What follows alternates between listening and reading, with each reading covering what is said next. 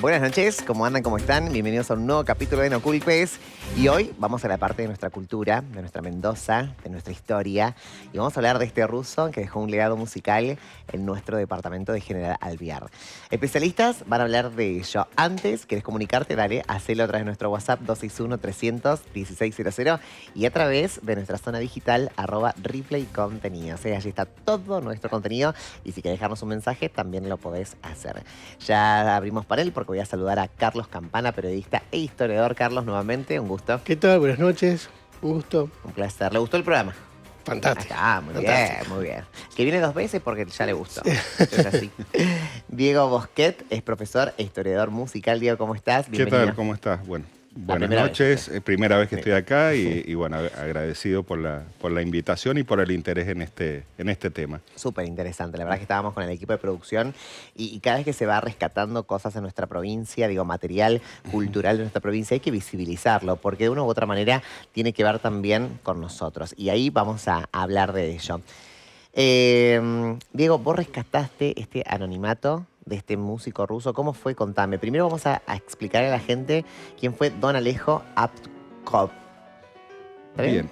Abudkov. Ahí está, Abudkov. Ahí está, muy bien.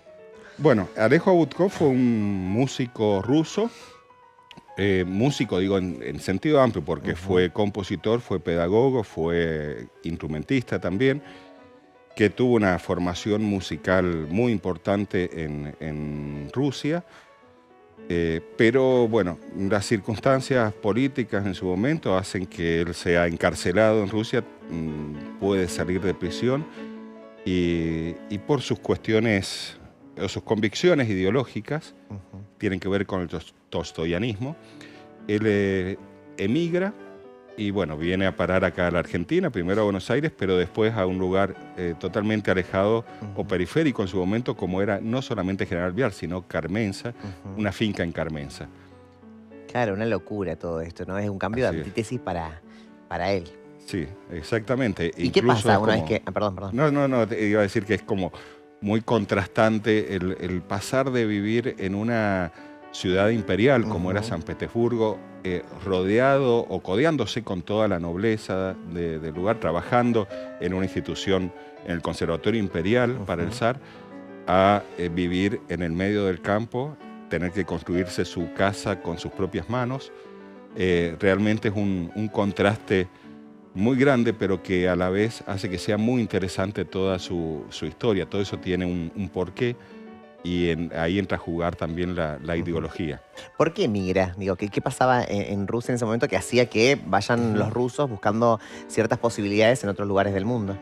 Bien, en ese momento, mientras Abudkov estaba trabajando en la Capilla Imperial de San Petersburgo, viene la Primera Guerra Mundial e inmediatamente después tenemos la Revolución de 1917.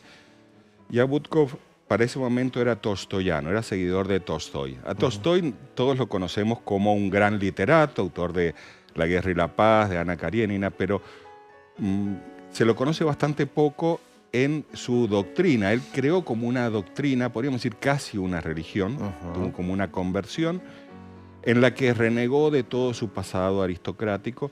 Bueno, Abudkov se une a esa doctrina. De hecho, Abudkov se consideraba amigo y discípulo de Tolstoy. Y los tolstoyanos fueron perseguidos después de la revolución por los bolcheviques. Entonces, es ahí cuando a Abudkov lo encarcelan. ¿Por qué son perseguidos? Porque son considerados anarquistas. Son anarco-cristianos. Y al ser considerados anarquistas, fueron perseguidos. A Abudkov lo encarcelan. Cuando él puede salir de prisión gracias al secretario y amanuense de Tolstoy, que intercede por él, tiene que obviamente tratar de irse de Rusia.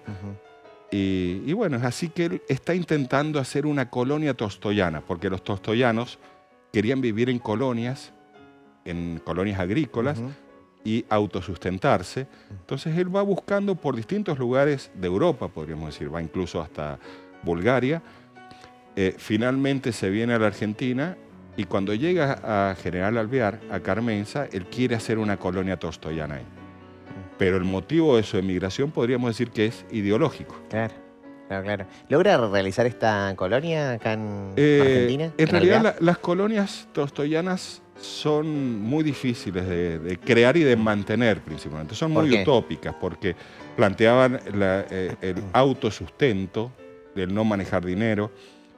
Y es así que en el mundo prácticamente no ha habido mucho éxito con esto. La más famosa de las colonias tolstoyanas es la que creó Gandhi en Sudáfrica, que también era tolstoyano Gandhi, pero todas duraban poco porque eran utópicas. Lo interesante de esta colonia que quiere crear Abudkov, ahí estamos viendo algunas imágenes de su finca, es que... Son imágenes actuales, ¿no? Estas son actuales. Las imágenes, perdón, la colonia que él quiere crear en Alvear es el único intento de colonia tolstoyana en el país, en la Argentina. Él hace un llamado a todos los secuaces, literalmente, de Tolstoy, él pone así en ese llamado en una revista anarquista de Buenos Aires, que quieran venir a vivir en comunidad, yo tengo terreno. Pero van 3 o 4 familias y con eso no alcanza para una colonia. Entonces, no puede, digamos, la colonia tiene una vida efímera como colonia, sin embargo, Abudkov y estas otras personas siguen viviendo como tolstoyanos en la medida de sus posibilidades. Claro. En la medida porque lo económico lo necesitaba. Exactamente, o sea, el no manejar dinero era ya una complicación. Total. Mira, qué increíble, ¿no? Esta parte ideológica. ¿Y dónde empieza, ¿no? Esto a tomar color, forma con sus canciones? ¿Por qué vos rescatás eso? ¿Te interesa eso? Bien, bueno, en principio yo soy musicólogo, o sea, me dedico a la investigación de la música, así que el comienzo de la historia también es interesante, voy a tratar de resumirlo un poco, pero a mí me llama el director del Museo de General Alvear en su momento, ya murió hace varios años, para decirme que había un montón de partituras que habían llevado al museo y que no sabían de qué se trataba. Entonces yo me fui al día siguiente a ver ese material y ahí yo me encuentro con esa historia. Y bueno, el empezar a investigar sobre estos documentos me hizo entrar en todo un mundo que me resultó muy interesante y digo, llevo 18 años investigando este tema. He tenido que viajar 4 veces a Rusia a visitar los archivos de allá para poder incluso reconstruir su biografía, porque lo que se sabía de él era todo mentira, básicamente. Las pequeñas biografías que existían realmente no eran, incluso porque era mentira. Esto no estoy criticando a los antiguos biógrafos, porque el propio Abudkov mintió sobre su vida. Entonces, para poder hacer encajar todos los engranajes de su vida, que ahí había muchas cosas que no cerraban, no me quedó más remedio que viajar a Rusia a visitar los archivos de allá para poder tratar de lograr una biografía más real. Cuando vos hablas de mentira, ¿no? Tiene que ver mucho con este plan que él tenía pensado en el que llegó acá, digamos, en Mendoza, a Mendoza. Sí y o sea, no. yo miento oculto porque detrás de esto yo quiero colocar esta colonia. Es muy interesante la pregunta tuya porque en realidad por eso te respondía sí o no, porque... Sí. Y a mí me encanta cuando te voy indagando. Yo hice como una especie de catálogo de mentiras con posibles explicaciones para cada una de esas mentiras. En algunos casos, por cuestiones prácticas. Por ejemplo, fecha de llegada al país. Es incorrecta la fecha que él da, ¿pero por qué? Porque seguramente para poder adquirir la finca en Alvear, que no es que la compró, sino fue con una hipoteca, necesitaba tener un mínimo de residencia en el país. Entonces él miente. O sea, ahí hay una finalidad práctica. Pero hay otras finalidades que pueden ser hasta psicológicas. O sea, él dijo que nació en Saratov, que es una ciudad que existe en Rusia, y en realidad nació en otra ciudad, o en otra provincia, que es Ulyanovsk. Ulyanovsk se llama así porque es donde nació Lenin. Él fue a la misma escuela que Lenin, o sea, se conoció con Lenin, pero después por Lenin tiene que emigrar. Entonces, fue una razón psicológica de poner como lugar de nacimiento el apellido de la persona por la cual él tuvo que emigrar. Entonces, bueno, hay muchas justificaciones posibles para todas estas mentiras.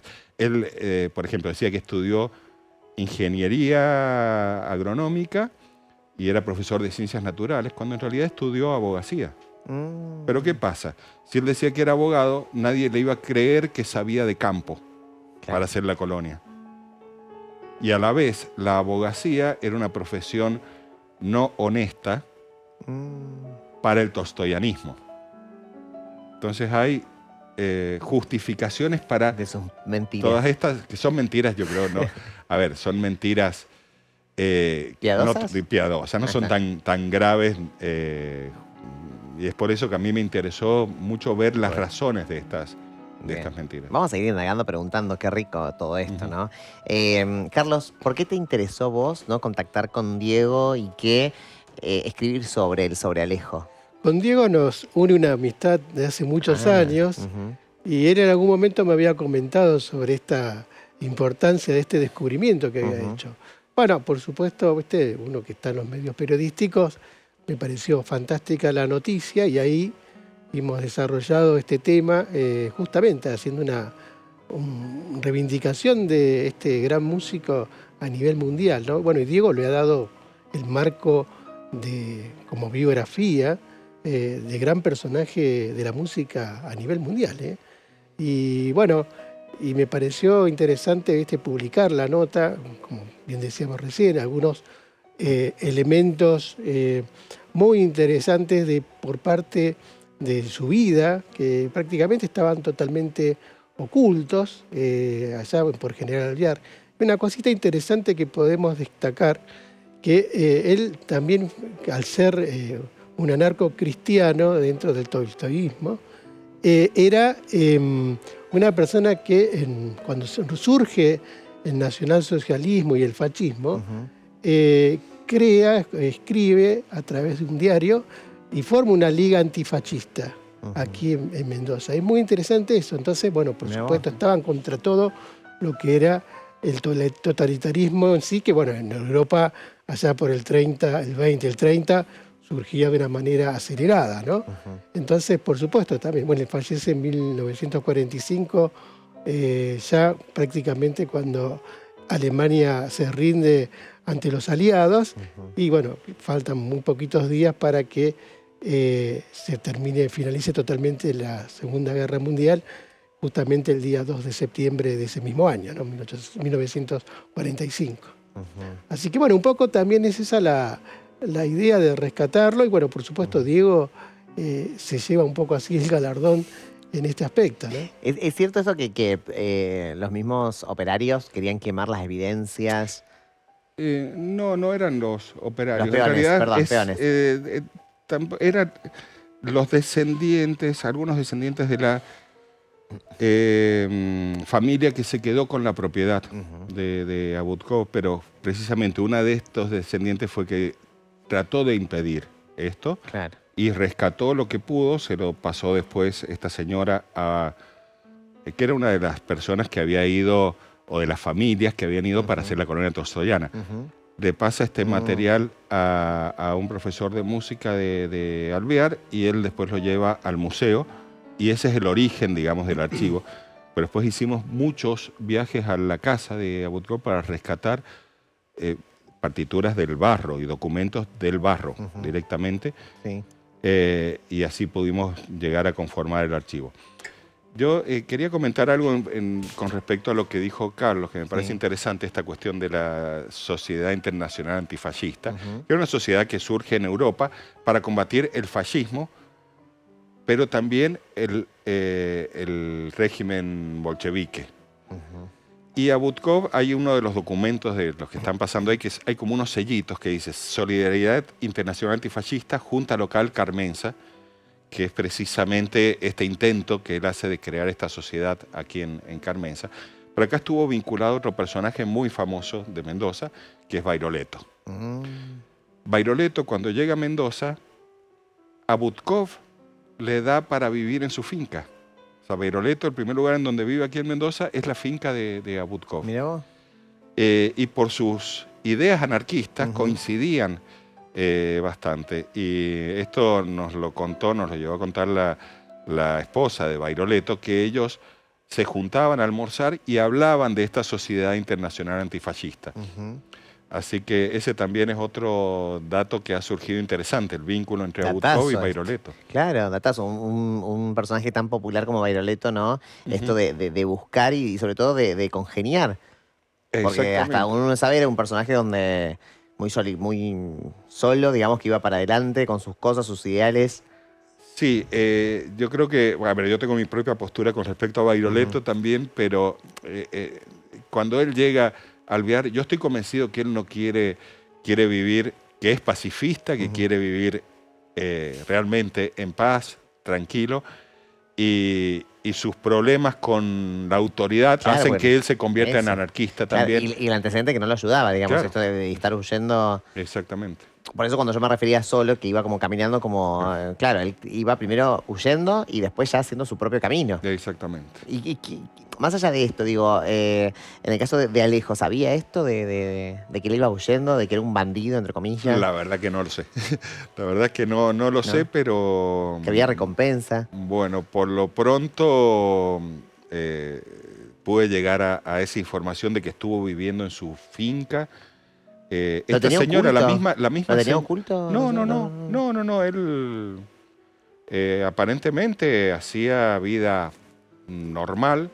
Ahí tenemos que pensar que lo que era Carmenza en ese momento también, una zona muy alejada, muy inhóspita, podríamos decir, hacía que de pronto daba esta posibilidad de tratar de crear una nueva vida, que también es lo que hizo Abutcov. Claro. Abutcov fue a crear una nueva vida de cero prácticamente en el medio del campo. Dato que dice en la nota, ¿no?, de Carlos es esta cuestión de que era muy querido y cuando él ya deja de existir, ¿no?, el pueblo lo lloraba, ¿no? ¿Esto por qué se debe? ¿Por qué era tan querido? ¿Por qué lo lloraba el pueblo? ¿Esto es así? Pude entrevistar a varias personas que lo conocieron, pude entrevistar alumnos suyos también. Realmente era una persona muy respetada, inspiraba respeto. Todos lo recuerdan como una persona bastante seria, pero como muy recta. Impecable. Una persona muy moral. Y en cuanto a la música, hay un problema. Abutcov, él era el único profesor en el conservatorio que crea, que es el primer conservatorio en el sur de la provincia, crea un conservatorio en el campo para campesinos. En eso es muy tolstoyano también.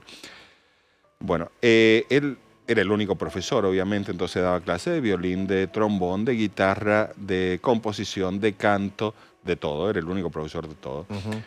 El problema es que cuando él muere, no sigue el conservatorio. O sea, no había nadie capacitado para... Y sus alumnos prácticamente abandonaron la música y me decían, es que si se murió Don Alejo, se murió la música. O sea, no quisieron, es como que no podían seguir porque fue un shock tan grande para ellos que... Y también digo que mientras vos me estás hablando, estoy intentando razonar y llevándome a esa época, digo, también qué cambio, ¿no? Para Alejo, esto bueno, tengo que generar una música, porque él venía con sus propias músicas, su propio pensamiento, su propia ideología, pero sobre todo su propio arte, ¿no? ¿Cómo combinaba su arte con nuestro arte y a su vez enseñarles eso? Bueno, ahí también... Y además sumémosle el idioma porque él era ruso, ¿no? Y él era ruso, tuvo que comunicarse en español, pero yo te digo que viendo los documentos de la época, él escribía mucho mejor en ruso, en español que la gente de Alvear del momento. O sea, mucho más, obviamente con ciertos errores típicos de un extranjero, con el tema de los artículos, pero en general está mejor escrito que lo que escribían los argentinos en Alvear. Hay algo interesante, esto tiene que ver por ahí con el estilo musical. Él en Rusia desarrolla un cierto estilo musical que tiene que ver con las tendencias estéticas de Europa y de Rusia del momento, y cuando llega a Alvear es como que vuelve atrás desde el punto de vista estilístico a un lenguaje mucho más simple, más sencillo. ¿Por qué? Porque está trabajando en una comunidad que nunca antes había tenido contacto con la música clásica, digamos, la música académica. Entonces, tratar de adaptarlo a su nuevo medio, pero siempre manejándose dentro de la música académica.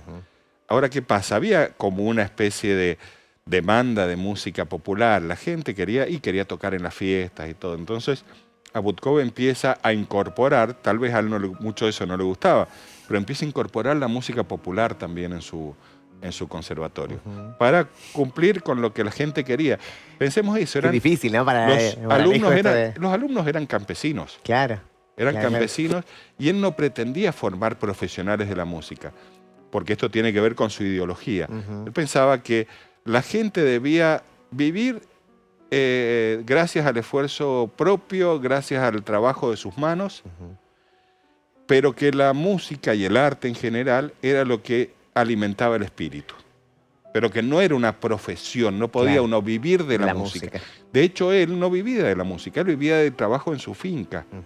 Y tenía el conservatorio, y él viajaba a pie muchas veces, desde su finca hasta el conservatorio, que eran casi 30 kilómetros. Lo hacía caminando. Caminando. Tengo los diarios en los cuales él, como era vegetariano, por ser todoyano, le interesaba todo el tema de la medicina natural. Iba anotando día por día cómo se sentía. Entonces dice, me desmayé caminando por las vías cuando iba a Alvear. O sea, tengo pruebas de que él hacía ese trayecto caminando. Tal vez no durante toda su vida en Alvear, pero sí en muchos momentos. Y el conservatorio, él no vivía del conservatorio. Él cobraba una cuota, pero con esa cuota él compraba instrumentos, ayudaba a comprar instrumentos a los alumnos que no podían, se los reinvertía en el mismo conservatorio. Pero él vivía del producto de su finca. Y en su finca, que la venta de frutas, todo, y la apicultura. Por eso una de las fotos él está vestido como apicultor. Mirá vos. Importante, Carlos, que Mendoza sepa acerca de este hombre por el aporte que realizó a nuestra cultura, a nuestra provincia.